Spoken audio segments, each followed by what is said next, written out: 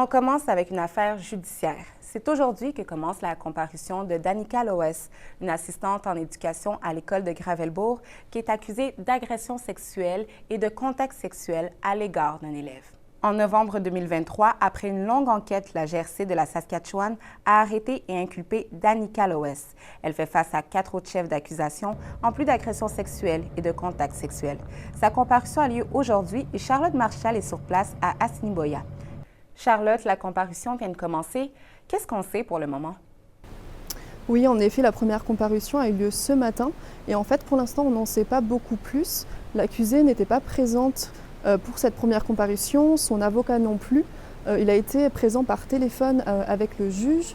La seule nouveauté, c'est que la comparution est maintenant reportée au 11 janvier prochain et que l'accusée, on lui a demandé aussi de transmettre ses empreintes digitales, ce qu'elle n'avait pas fait durant son arrestation. Merci, Charlotte.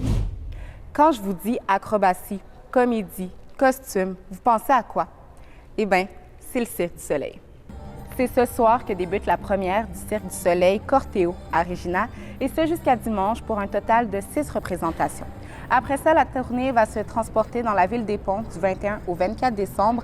Notre collègue aux arts et à la culture, Raphaël Frigon, vous transportera dans la magie du spectacle. Et même si vous ne pouvez pas vous rendre à une des représentations, ce n'est pas grave. Vous pouvez consulter nos différentes plateformes pour en savoir plus sur le spectacle Cortéo du Cirque du Soleil en Saskatchewan. Qu'est-ce que vous faites de vos vieux draps et des morceaux de tissu que vous n'utilisez plus? Est-ce que vous les recyclez? Parce que les deux Françoises, Élise Bolac et Donna La Jeunesse, ont essayé l'atelier du tissage, ce qui permet justement de donner une deuxième vie au tissu. Et maintenant, elles l'enseignent aux membres de leur communauté.